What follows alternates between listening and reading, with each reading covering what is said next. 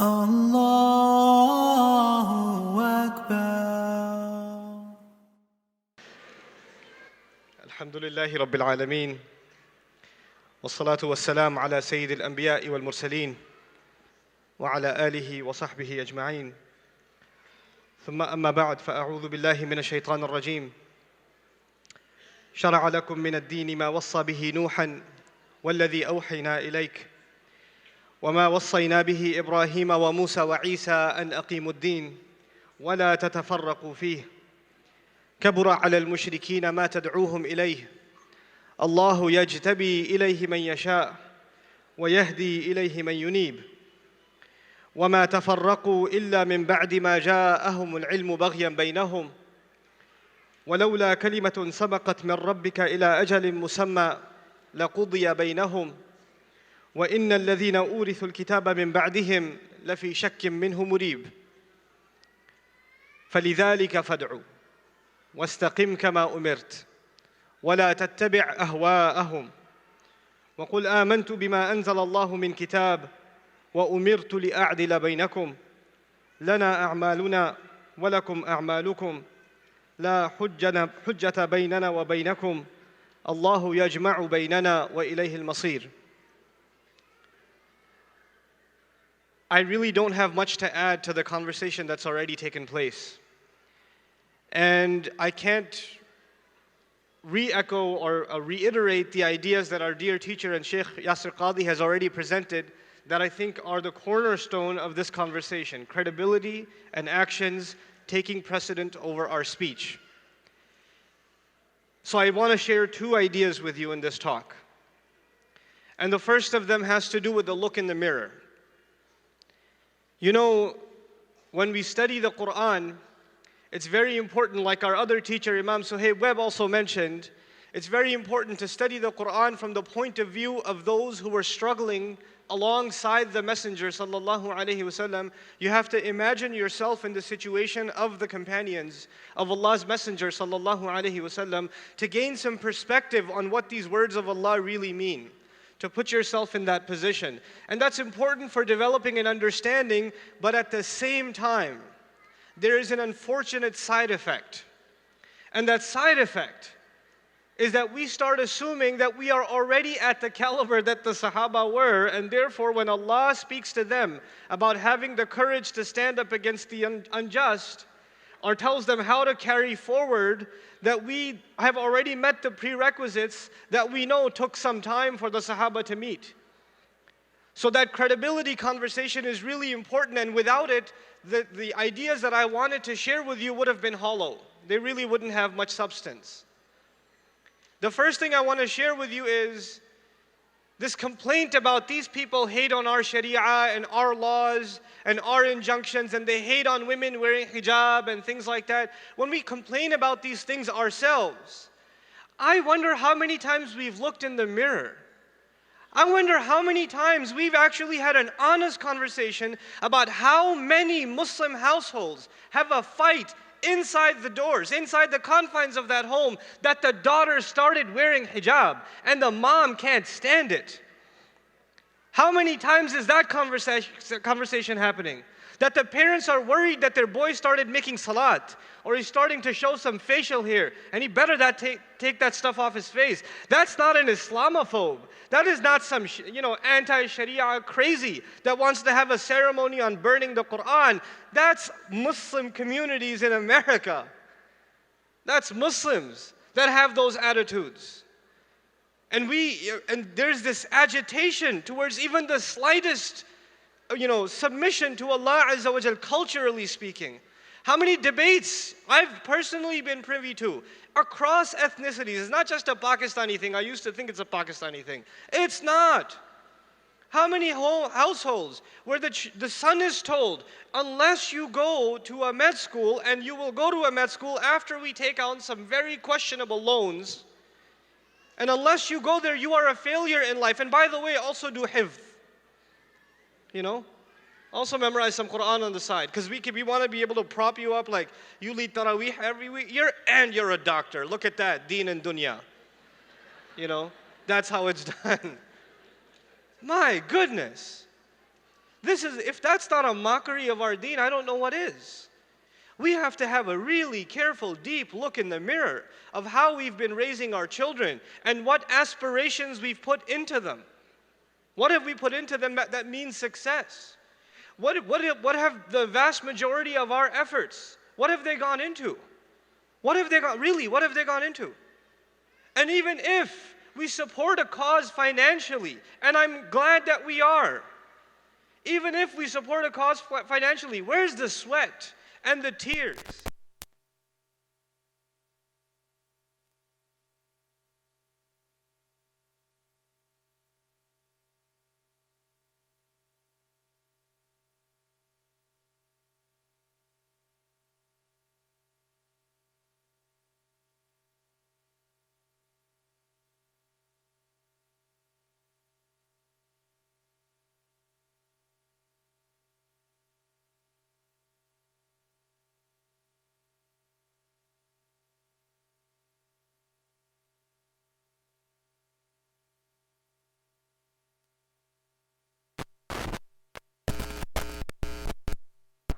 You know?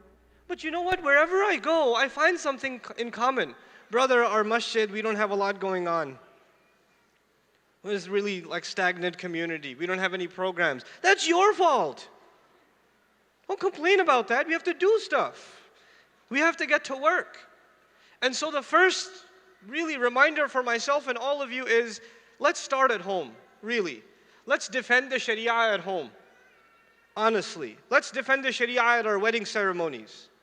Let's defend the Sharia in our financial obligations. Let's do that first, before we talk about other people attacking our Sharia. Now the second half of my talk is these ayat that I read before you.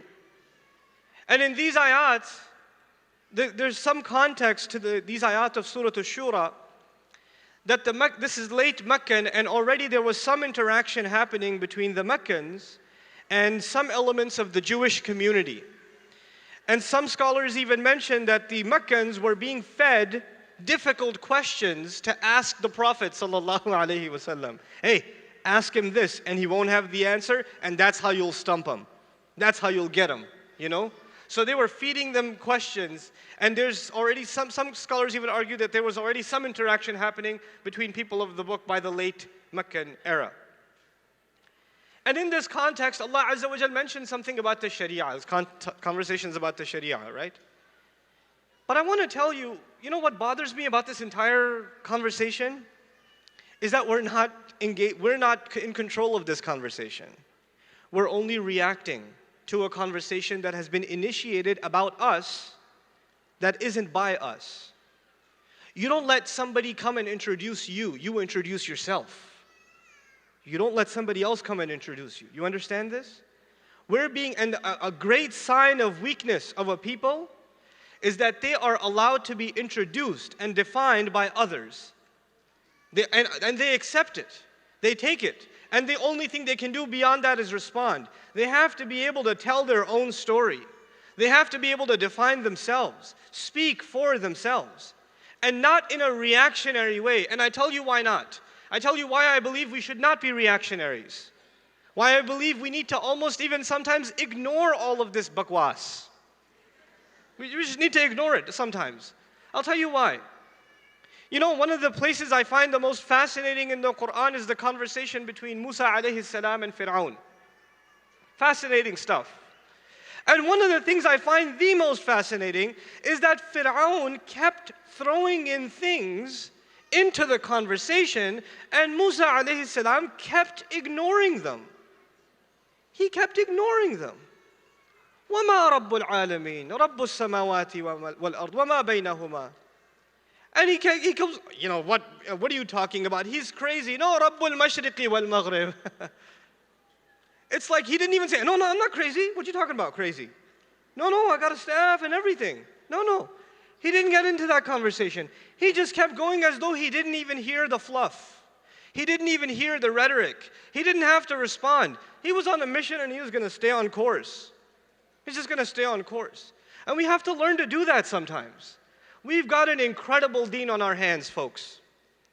We've got, and when I was reading the tafsir of Surah Al-Rahman, when I came across some commentary on Tabarak Asmu Rabbik, Dhil Jalali wal Ikram, the last ayah of Surah Al-Rahman, I was dumbfounded. I was absolutely taken back. I was taken back. Because essentially when Allah says that His name is full of barakah, it's Tabarak Asmu Rabbik, that your name, the name of your master is full of the power of blessing. What that implies is when you call on Allah's name and you do something, that the good of it will come out more than you expected. And the name of Allah being invoked in that particular ayah is the name the surah began with, Ar-Rahman. And so what we're learning then is whenever we say Bismillah ar-Rahman ar-Rahim, we start our actions with that name of Allah and we call on that name of Allah. Whatever actions we do, we have certain expectations of results. Yes, every time you do something, you expect certain results. When we use that name and do the action, the results will be way beyond what we expected, and that is the power of the word Ar-Rahman. Now when you realize that, something incredible happens. You never underestimate the effort you and I will put into Islam. Nothing's happening, we're trying to build a masjid, we're trying to establish a school, we're trying to start a campaign, we're not getting enough YouTube hits, there's not enough people coming to the program. None of that matters because I started with Bismillah ar-Rahman ar-Rahim. All the help I needed is already there. That's already there. I don't have to worry about anything else. I just have to put my blinders on and get to work. It's time for us to get to work. And I wanted to particularly share these ayat with you for a special reason. The first thing that all of us should be clear about, that nobody should be able to come and tell us this new foreign Sharia law that's from somewhere out there. Shariah lakum min ad-din ma wasa bihi Nuhan. What Allah gave to Nuh alayhi salam. You have been, a way has been carved out for you, the same as it was for Nuh alayhi salam. وَالَّذِي أَوْحَيْنَا إِلَيْكَ. And what has been explicitly revealed, what we've explicitly revealed to you. وَمَا وَصَّيْنَا بِهِ إِبْرَاهِيمَ وَمُوسَى وَعِيسَى. Abraham, Moses, Jesus, they've all been on the same road. You are on no different a path. This is the same road.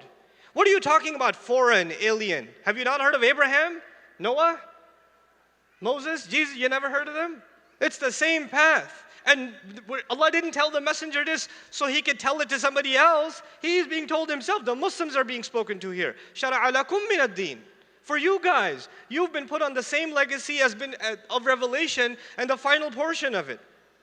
But then Allah added something. He said, كَبُرَ عَلَى الْمُشْرِكِينَ مَا تَدْعُوهُمْ إِلَيْهِ. Roughly speaking, the Prophet had three audiences, sallallahu alayhi wasallam.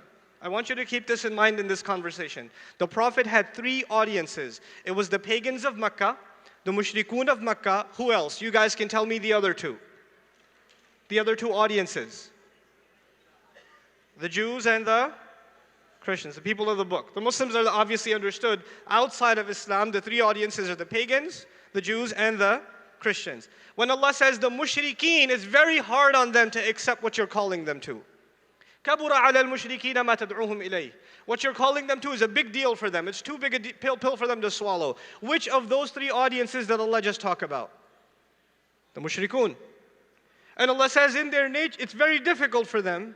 It's very difficult for them to accept this message because it requires way too much of a change from their attitude. Their attitude is one of them being on top. And to declare Islam is to declare your humility and your lack of position, and to give all glory and greatness to Allah Azza wa Jal. It's too big a deal for them. كَبُرَ عَلَى الْمُشْرِكِينَ مَا تَدْعُوهُمْ إِلَيْهِ. Now, by the way, on the other hand, I want you to appreciate something. You know, when you go on a difficult job, when you do a difficult job, but you're still motivated and you're doing it anyway, and then somebody comes and tells you, you know, however hard you're trying, don't even bother, nothing's gonna change. Why do you even bother? You've been trying to do that for years. So some of you are trying to, you know, maybe teach kids or make some improvements in your community, and you've been trying for years. And then some people come along and say, you've been trying. Has anything happened in the last 3 years? Any good come? No, why do you even bother anymore? And then you quit, you stop. That's when just anybody makes a comment. Even a negative comment from a stranger can deflate your energy. It can do that. But in this case, the Messenger sallallahu alaihi wasallam is delivering the message of Islam. And it's not just anybody.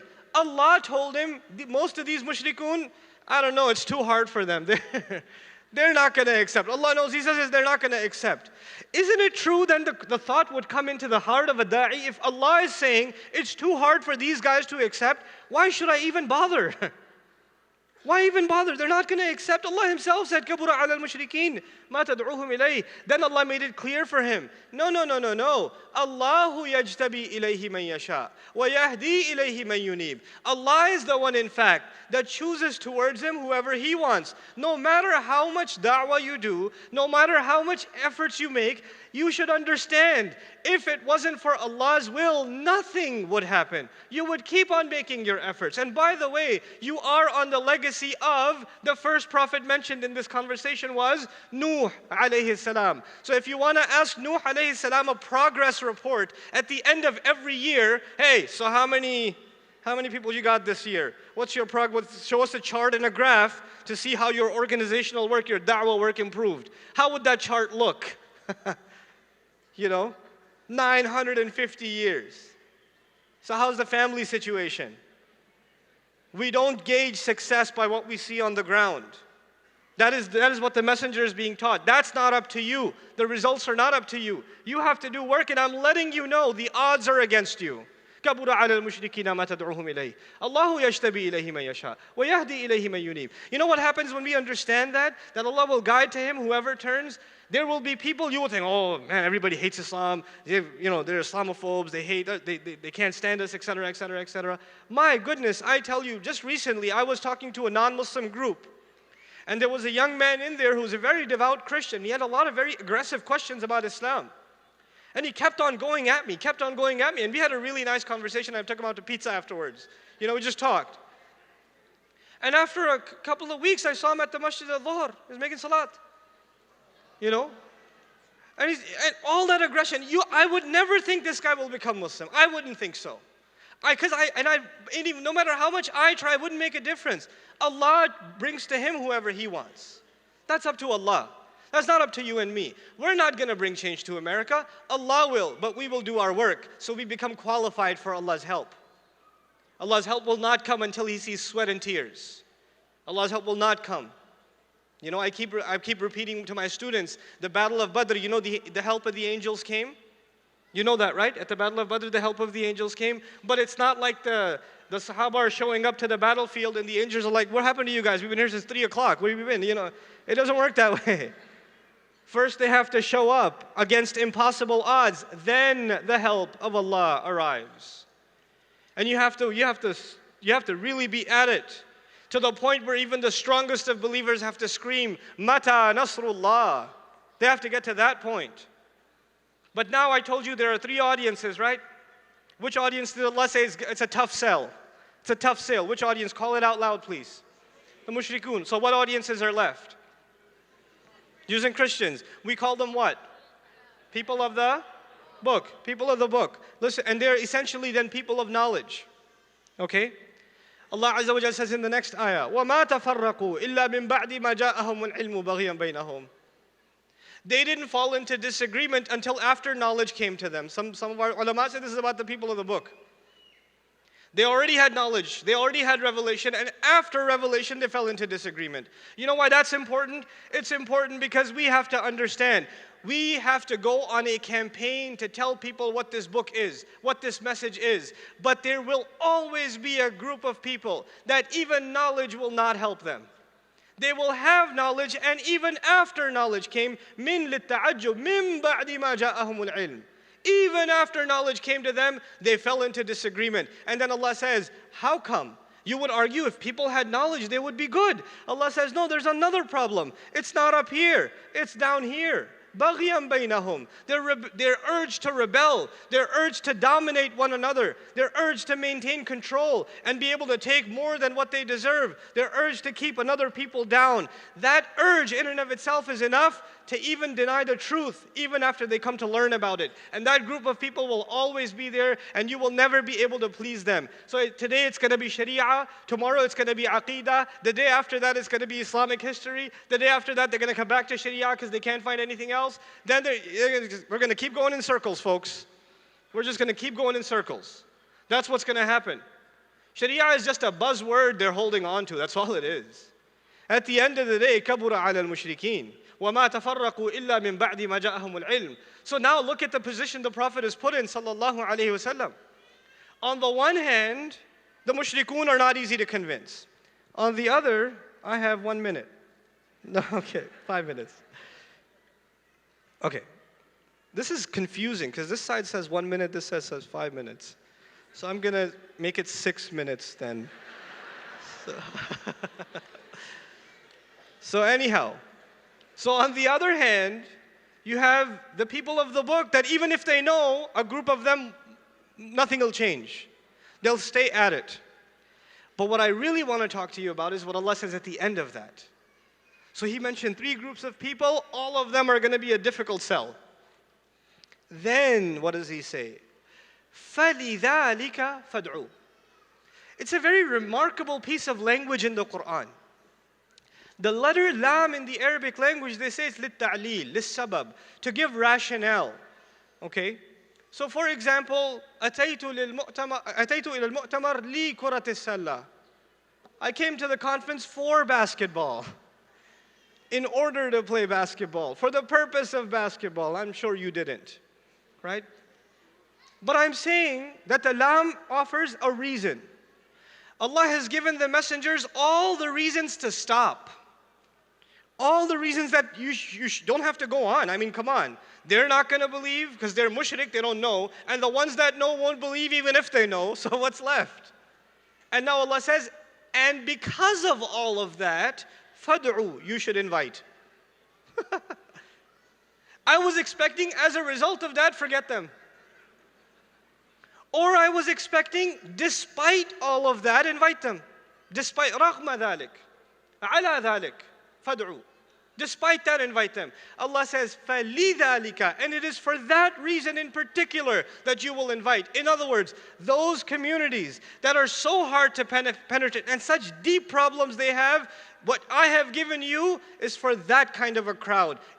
These are the exact kind of people that need to hear this message as hard as it is for them to accept it. Your job is to continue to invite them. وَاسْتَقِمْ كَمَا أُمِرْتَ, and you remain firm and stay on your projectile. You go straight where you're heading as you have been told. Don't be distracted. Just don't worry about what they're doing. You just do what you got to do. That's it. It doesn't matter all those obstacles. I've shared with you all of what's going on with them, but these are all, that's why, because they're so corrupted now, that the only remedy they have left is you, and your job is to keep on going. So the difficulties were not a reason for the messenger to stop, but rather the difficulties, according to Allah, are the reason the messenger sallallahu alaihi wasallam should go on. This is why your job is so important. You know, this is the attitude of the Muslim. The fact that we're going to face difficulties is the very reason we have been made a part of this ummah. Allah knows these are the people that can handle it. Allah knows these are the people that are going to carry on His mission. فَلِذَلِكَ فَادْعُوا وَاسْتَقِمْ كَمَا أُمِرْتَ وَقُلْ آمَنْتُ بِمَا أَنزَلَ اللَّهُ مِنْ كِتَابٍ. And then there's the matter of confidence. And just declare openly, I've come to believe in whatever Allah has revealed from a book, from a remarkable piece of revelation. I've come to believe in it. In other words, when they come up to you and try to pin you in a corner and ask you weird questions like, do y'all actually believe that blah, blah, blah, blah, blah? And if it's from Islam, you say, yes. You don't say, do you actually believe Jesus isn't the Son of God and, and He's not divine? And how can you believe that? And you say, yep, we don't believe it. Don't worry about how their feelings are going to be hurt. You have to be nice in what you say, but you can't compromise the truth. You can't. You can't afford to. Sometimes we have to learn from the confidence of our Christian fellows, brothers and sisters. We had a preacher come to the masjid, and he it was like an interfaith kind of forum, and he got up, and this is Texas, so they straight shooters. So he got up there, he goes, look, we believe that until y'all come to Christ, y'all going to hell. But we can work together on some other things. And that's for Judgment Day, but in this world we can work together. I was like, you know what? I appreciate your honesty. I genuinely respect the courage for him to walk into a masjid, looking at a bunch of bearded uncles, and to be able to say, y'all better come to Christ. That's what I believe. I'm just letting you know. But when it comes to helping the homeless in our neighborhood, or keeping our streets safe or whatever, we can work together, that's fine. And I'm willing to work with you. You're good people. You know what? That's genuine honesty. I don't think we should go to a church and say, you people are going to hell, by the way. That's not very Muslim, you know? Interestingly enough, at least the conversations I've had with Christian friends, that's the first thing they ask. Why do you believe we're going to hell? And I was like, why do you think that's the first question you should ask? That's what I asked them back. Why is that the first question on your mind? You know? Which prophet started with sending people to hell? Why do you think my conversation with you would begin with something that no prophet ever started his conversation with? Why? Why can't we be more prophetic in our conversations? Let's just see how they started a conversation when we open up the Quran and start reading something. You know? Let's just see that. Why do you have to have such a negative conversation? And we get caught up in this stuff, right? Oh, no. Well, you are kind of going, no, maybe I don't know. And then the imam, is my friend going to hell? What should I tell him? You're letting others dictate the conversation. We have to be smart enough to navigate these things and stay on course. We have to stay on course. Don't be overwhelmed by all the negative that is happening around us, the policy changes, the media propaganda, the political circus games that are taking place. All of that is important, and there are intellectuals and leaders that will be dealing with it. You and me at the local level, at our masajids, in our communities, get your act together at home and fix the affairs of your masjid. Bring the masjid back to life. Let the sons and daughters of this ummah go and see what Maghrib and Isha looks like at the masjid. These masajid were built with so much sacrifice. It's not easy to build a masjid in New York City. It's not easy to build a masjid in the middle of Ohio. And after all the ordinances and all the town hearings and everything, you know, I went to one of those town hearings in Las Vegas. There was a town hearing for the building of a masjid. And the guy got up and said, today they're building a mosque. What's tomorrow? They're going to cut our hands there? You know, that's what he said at the town hearing. It's amazing. But you know what? These masajid are being built anyway. Allah is allowing that to happen anyway. The last 10 years, we've had more masjids built in America than ever in its history. That's incredible. That's amazing. So of all the reasons we have to feel down, we have so many reasons to feel up. We have so many reasons to be optimistic. As I travel across the country, I see so many cool, creative projects that are happening that I'm just inspired. I just say, man, there's some really good stuff happening. I told you I went to Milwaukee, right? There's a bunch of Muslims, young Muslim brothers and sisters. They started a group called Al-Ma'ruf. They go around and they just help people. They go around passing foods in food to homeless folks in the neighborhood, and they go around and they help people that are coming out of prison, help them find jobs, and put them in rehab programs. They don't even mention Islam, they just help people. And then people themselves ask, so why do you have that beard? What's that thing on your face? I said, well, you know, while I'm Muslim, what do you guys do? They let them start the conversation, not themselves. They let the actions speak. It's pretty amazing stuff. That's amazing stuff. And Muslims are already starting to do it. So I'm not pessimistic. I am optimistic. But at the same time, I worry. I worry that we're too busy looking at what the enemies of Islam and what the outsider is doing, and we're not spending enough time looking deep into the mirror. Really looking at ourselves. Really looking at where we're heading with our households. You know? I don't understand how we can be a people that believe in the akhirah and yet our children grow with no bigger an aspiration than their own career. 0 minutes. That's 5 plus 1. Plus, I'll put the 5 and the 0 together. That makes 50. Okay. I'm just kidding. I'm kidding. Last thing I want to share with you guys, and I'm done, inshallah ta'ala. Last thing. In my opinion, the biggest reform that the Muslim community needs today, in my opinion, Allahu A'lam, is an ethical reform. It's a moral, ethical reform. We have lost our moral compass, our moral gauge. We do things that are clearly outside the bounds of any standards of human ethics. And when we're questioned about them, we say, is that haram? Where's your fatwa? Where's your dalil? As though your own conscience isn't enough. We're lying, we're cheating, we're backbiting, we're backstabbing, we're saying salam but we don't mean salam. We're saying how's it going, brother, but we mean I hate you, brother. You know? We don't even mean the word brother when we say brother, right? There's an ethical character problem and it needs to be addressed at its core. It needs to be tackled at its core. And by the way, that is no different than the Qur'an's original call. It came to reform character. 2/3 of the Qur'an that's Makkan, essentially beliefs that reform character, that make us into decent human beings. We have to go back to those fundamental principles of decency. May Allah Azza wa Jal aid us, our masajid, our institutions, ICNA, ISNA, CARE, MAS, all these organizations, because we have so few resources. All of them are important. All of them are important. Whether it's YM or it's MINA or it's, a local youth group that you're starting, whether it's Crescent Youth in like Houston or it's some other youth group in Boston or whatever else. May Allah Azza wa Jal put all of these efforts that they understand that they have to cooperate with each other, because we are so few here and we have to show the world what the beauty of Islam really is. Barakallahu li wa lakum. Assalamu alaikum wa rahmatullah.